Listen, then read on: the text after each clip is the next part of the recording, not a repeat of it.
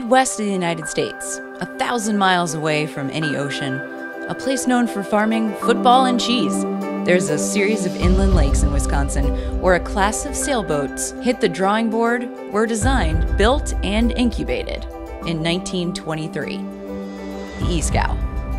The fleet prides itself on being a boat sailed by families, generations of families with legacies dating back to the beginning of the class, over 100 years.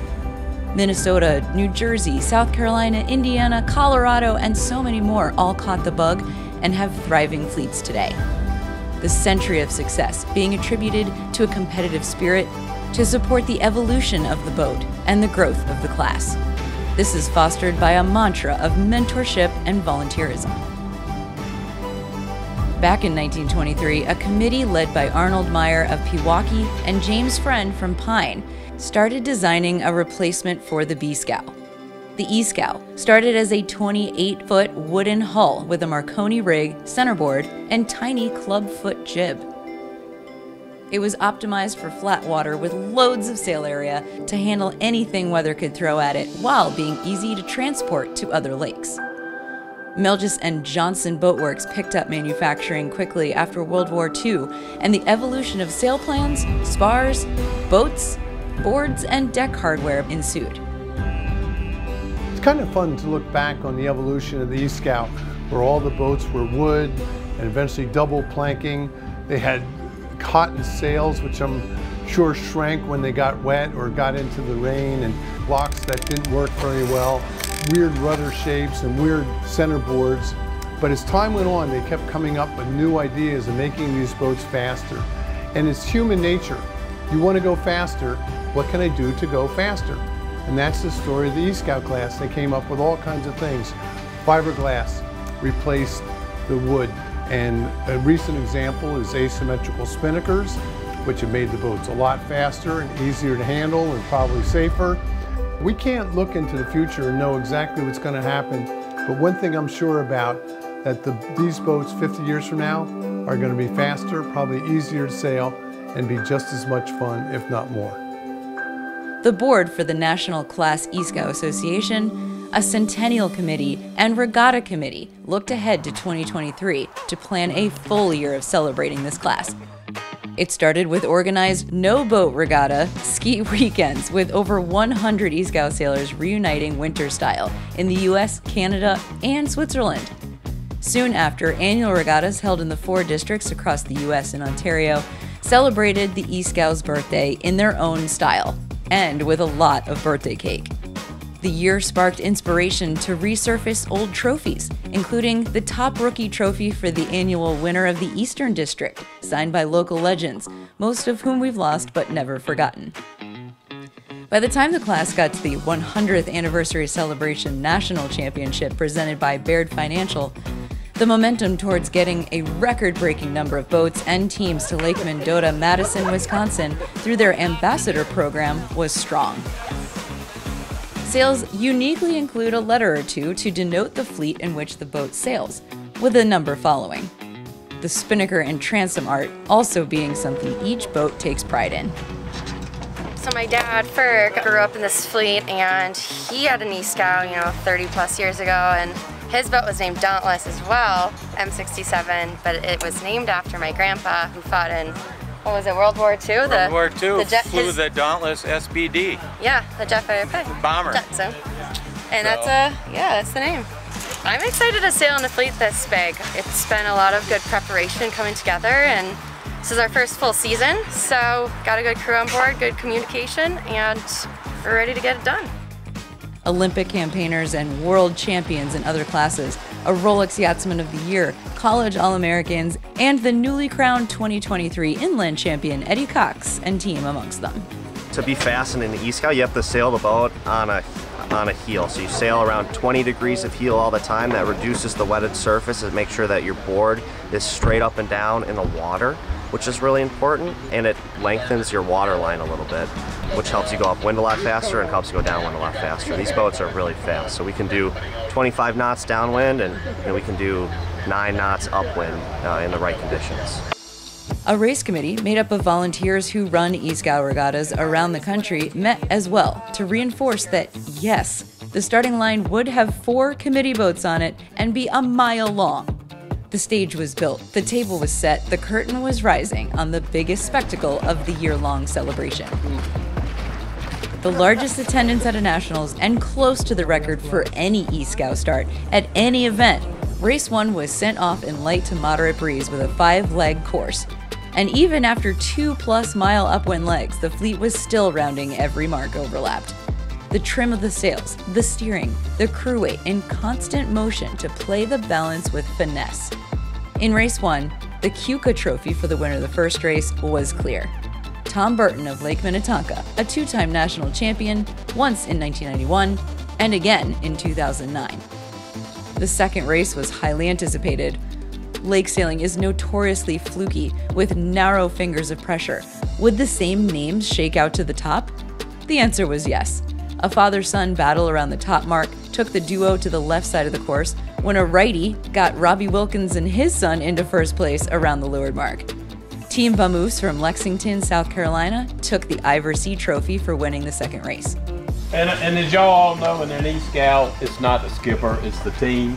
Reese Wilkins, Sean, Bert have been racing with me for more than 20 years, and sometimes it shows out there. It's pretty awesome. We got so many family people out here sailing with their daughters and sons and parents, and that's what the spirit of the E-Scow fleet, so it's awesome.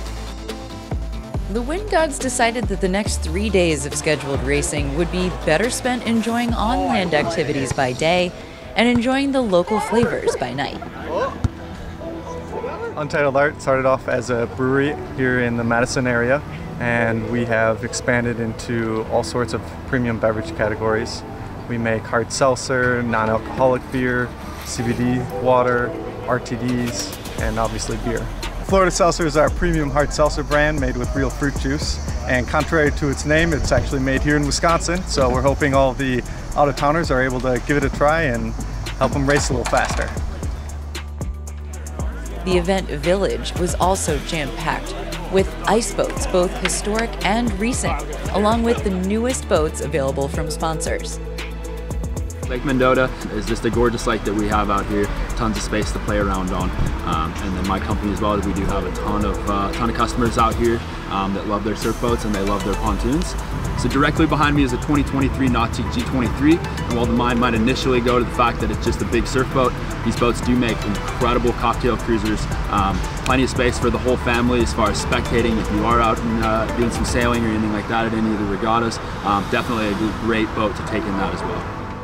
So much downtime really meant that all of the out-of-towners had plenty of time to explore the surrounding areas and downtown Madison, where 2 epic parties were hosted at the Edgewater Hotel. Gary Jobson was on site to promote his new book, 100 Years of Racing E-Scows, which is raising money for the foundation to support the class. And speakers from around the country came to tell stories about the past. What a privilege. What an awesome event this is. I mean, everybody here has such depth of friendship. I can say without a doubt that the E-Scow is the finest one design class in the world, and I'm clear. And that comes from all of you, and it comes from the willingness to experiment and to develop and to grow. And then I think about the NCESA, and I think about Mark Meyer, Art Baird, and Sam Merrick. So while I might be telling the story of a boat, ultimately the story of the E-Scow is the story of her people. It turns out, this fleet was here to be together with their loved ones and fellow E-Scow sailors. 2 races is all they needed to reel into view 100 years of competing, learning, traveling, and giving back. The E-Scow class is, for some of us, it's an incredible way of life. I'm 60 and I've been sailing it for about 48 years. I started when I was 12 crewing in Spring Lake, Michigan. When you are taken for a ride on an E-Scow in certain conditions, the amount of fun and exhilaration is really second to none. We're just blessed to all be together here at this 100-year event celebrating what so many other people put in a lot of time and energy and ingenuity into the class development and the world-class work. And my friends here are all my extended family. We've been together, many of us. We see each other all over the countryside. And it's because the boats are so fantastically unique. They are fast, they're light, they're agile, quick, they're explosive, and they're so exciting to sail. But then when you get to couple and do it with your family and friends, for many of us, that brings us back to see each other year after year. I'm so fortunate I get to sail with my daughter, who's getting married to another crew member of mine, who they've known each other for 5 years. They got engaged this year, so I get to sail with them, and that's what's so fun about the E-Scow for me. I guess I want to give back because so many people have given to this class. Now it's Patrick and I to step up and do this. The celebration continued with the trophy ceremony to recognize not only Nationals champions, but service awards that take an entire year to earn. Hannah Knoll was awarded the Women's Corinthian Trophy for her active participation and skill demonstrated on the water, and her sportsmanship and promotion of the sport in women's sailing. Eddie Cox of Lake Geneva won both the National Road Warrior Trophy for accumulating the best points overall, counting all regattas attended during the year, and the Ferguson Trophy, awarded to the national ranking champion, which is determined to have the best 3 regatta series points of the year. Top Rookie, which recognizes the top skipper for whom it's their first time driving at a Nationals, was awarded to Finn Rowe of Lake Geneva. This would not be possible without my parents, so they're not here, but thank you again to all of them. Also, I want to thank my crew, Ripley. Ripley and I have been sailing E-Scows for the past 5 years, and he's awesome in the middle. And then my sister also. She was keeping me going in the right direction, so thank you. Top female skipper, Emily Hogerud of Clear Lake, Iowa. Top youth, which is a skipper under 26 years old, went to Jack Brown of Seaside Park, New Jersey, who also placed 2nd overall. I'd like to thank my crew, Rob Bruscos, Eddie Harrison, Henry O'Brien. Rob and Eddie have been sailing with me for a few years now, and we're not used to the whole lake sailing thing yet, so whenever the wind's shifting around like crazy and I start freaking out, they keep me calm, so thank you.